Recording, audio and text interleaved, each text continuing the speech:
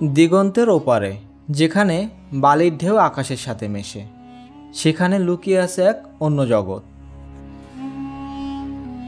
শতাব্দীর পর শতাব্দী ধরে যা রহস্যের চাদরে ঢাকা।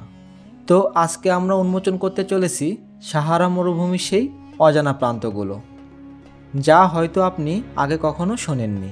কারণ এই সুবিশাল মরুভূমি শুধু বালি আর রুক্ষতা নয়, এর গভীরে লুকিয়ে রয়েছে এমন কিছু অবিশ্বাস্য তথ্য যা হয়তো আপনার শ্বাস বন্ধ করে দেবে।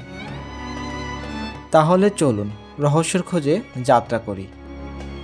তার আগে আপনি যদি আমাদের চ্যানেলে নতুন হয়ে থাকেন তাহলে অনুরোধ করব চ্যানেলটি সাবস্ক্রাইব করে পাশে থাকা বেল আইকন বাটনে ক্লিক করুন এবং আমাদের ফেসবুক পেজে লাইক ও ফলো দিন।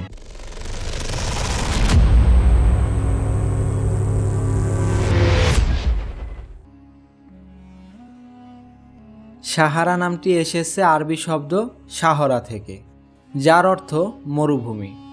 এটি পৃথিবীর সবথেকে বড় গরম মরুভূমি। সাহারা মরুভূমি আফ্রিকার উত্তর অংশে অবস্থিত। এটি প্রায় 9.2 মিলিয়ন বর্গ কিলোমিটার এলাকা জুড়ে বিস্তৃত, যা যুক্তরাষ্ট্র বা চীনের থেকেও বড়। এটি ছড়িয়ে আছে আফ্রিকার 11টি দেশে, যেগুলো হলো আলজেরিয়া, চাদ, মিশর, Libya, Mali, Mauritania, Morocco, Niger, Sudan, Tunisia এবং পশ্চিম সাহারা।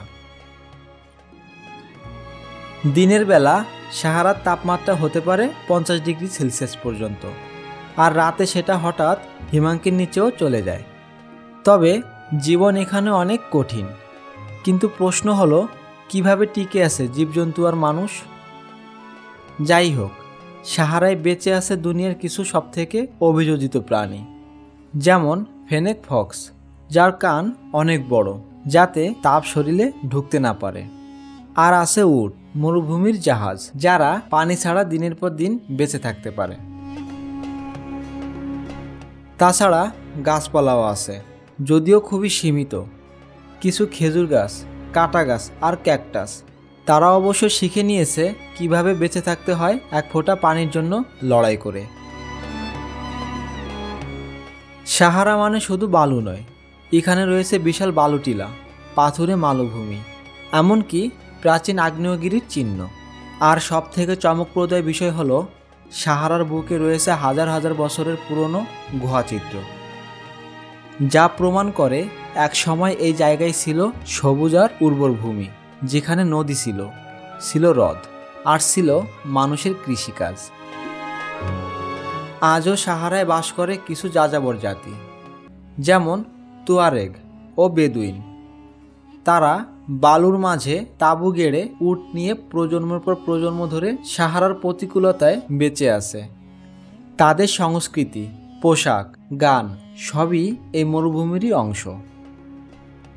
তাছাড়া সাহারার নিচে রয়েছে বিশাল ভূগর্ভস্থ পানির ভাণ্ডার, যাকে বলে অ্যাকুইফার। বিজ্ঞানীরা বলেছেন সাহারায় এখনও এমন অনেক কিছু রয়েছে যা আমরা এখনও জানিই না।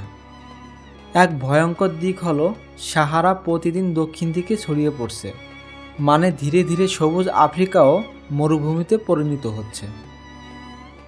প্রত্নতত্ত্ববিদরা বিশ্বাস করেন যে সাহারায় লুকিয়ে রেখেছে প্রাচীন সভ্যতার চিহ্ন, হয়তো হারিয়ে যাওয়া কোনো শহর, কোনো গোষ্ঠী বা এমন কিছু যা মানব ইতিহাস বদলে দিতে পারে।